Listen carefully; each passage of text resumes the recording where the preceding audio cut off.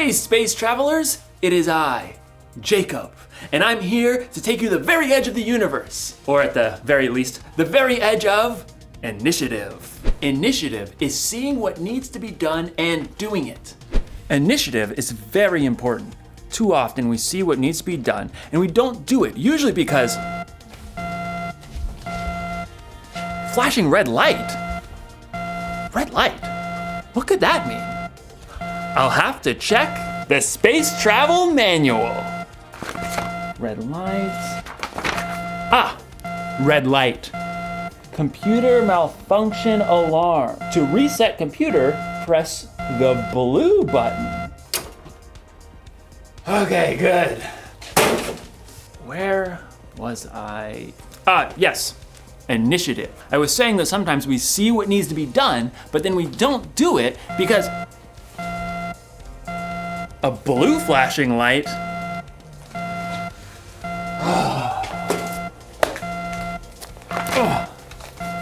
Blue light, blue light, blue light, blue light. Clogged toilet. To unclog, press the orange button. That'll do the trick. Man, it's really hard to focus around here.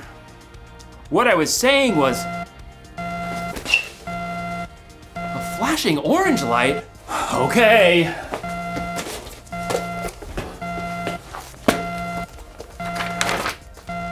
Orange light, orange light. In today's story, we'll hear more about Nehemiah rebuilding the wall around Jerusalem.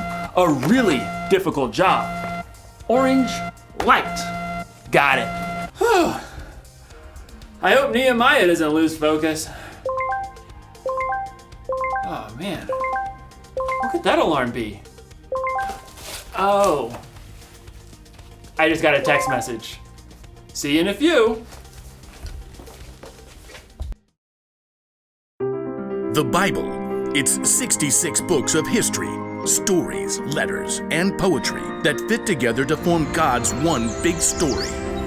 The epic adventure of how He created us and loves us so much that He made a way to rescue us. As we travel through the Bible, from Genesis to Revelation, we discover people who met God and found their lives changed forever. Now, for an amazing story, inspired by the book of Nehemiah, chapters 2, 4, and 6. When Nehemiah traveled to Jerusalem and surveyed the broken down walls, he saw immediately what had to be done. We must rebuild. God moved the hearts of the people to join him. Let's get started! Hooray! But while the Jewish people were eager to repair the tumbled down walls and ruined gates, the people in the lands around them were not so thrilled. What do they think they're doing? A city with no walls stood open to attack. The people inside could never become a strong nation. The enemies of the Jews knew that if the wall of Jerusalem was rebuilt, the Jewish people might become a powerful enemy. They must cease and desist. Sanballat, a Horonite, and Tobiah, an official from Ammon, marched right up to the place where the people gathered to begin work. Pathetic.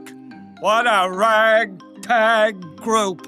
Why bother to even start? You shall never finish. Plus, the king is gonna think you're trying to take over. Nehemiah kept his cool. The God of heaven will give us success. We serve Him. So we'll start rebuilding the walls. Good luck with that. Nehemiah and the Israelites didn't need luck. They needed God's help. It was true that a few of the Jewish people were builders. Let's see. We've got priests, nobles, goldsmiths, perfume makers, farmers, grape growers, shepherds, any stonemasons. Well, let's get organized. Where he could, Nehemiah assigned each family group to work on a section of the wall closest to their home. Eliashib, you and the other priests will rebuild the sheep gate. Then, work on the wall up to the Tower of the 100. On it. Hassanah's family, I want you to work on the fish gate, lay its beams, and repair the doors with metal bolts and bars. We've got this.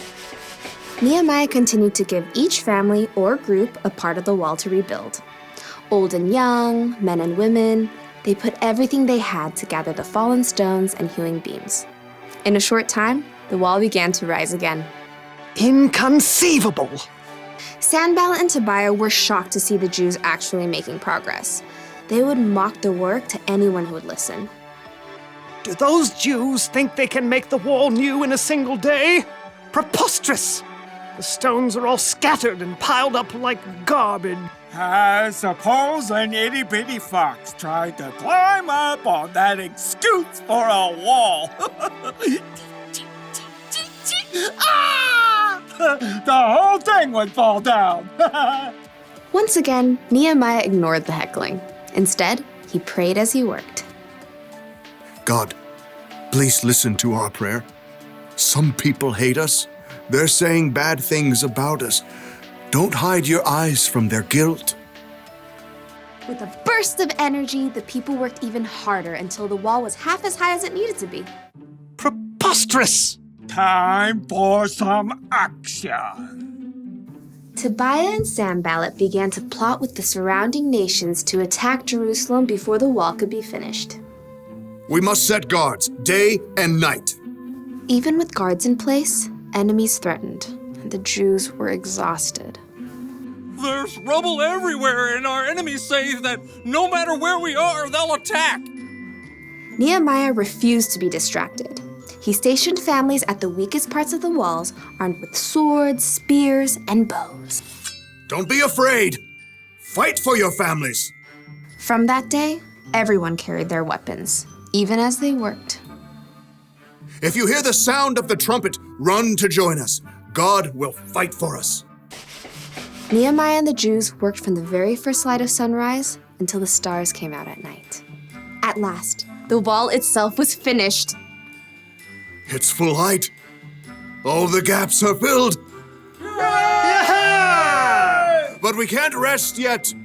The entrance gate still must be repaired.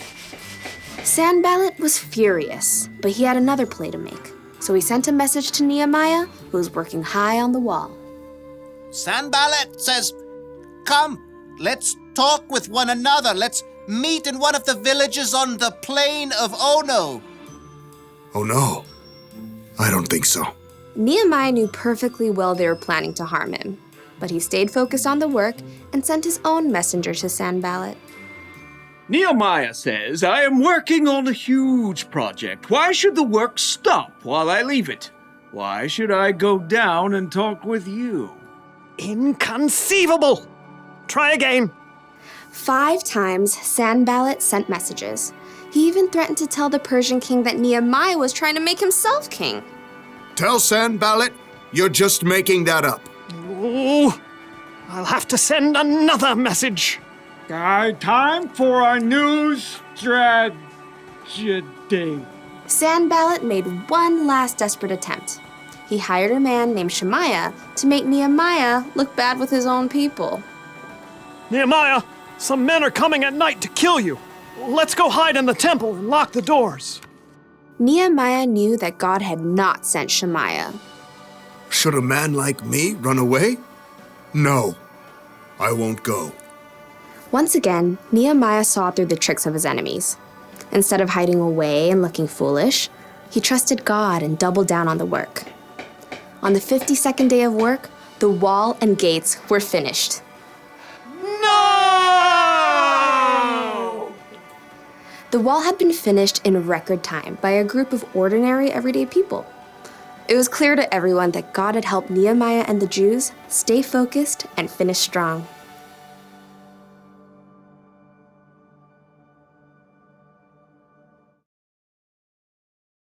Can't talk now, gotta focus.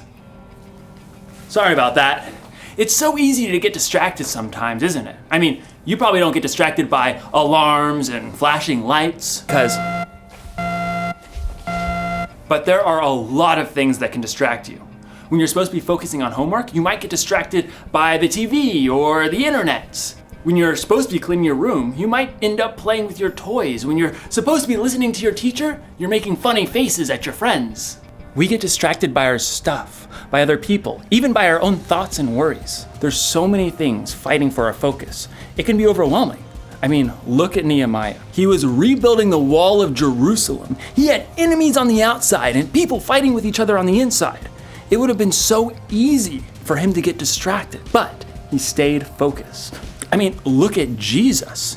There were a lot of things that could have distracted Jesus from doing what he came here to do, but he stayed focused on what was most important, saving the world and making it possible for us to have a relationship with God. Staying focused isn't always easy, but when you focus, you can get things done quicker and better. So, the one thing to remember today is this: stay focused on what needs to be done.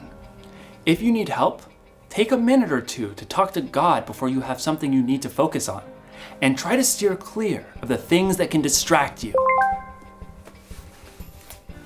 I'm putting you on silent. And when in doubt, consult the Space Travel Manual, if you have one. What do all the lights mean?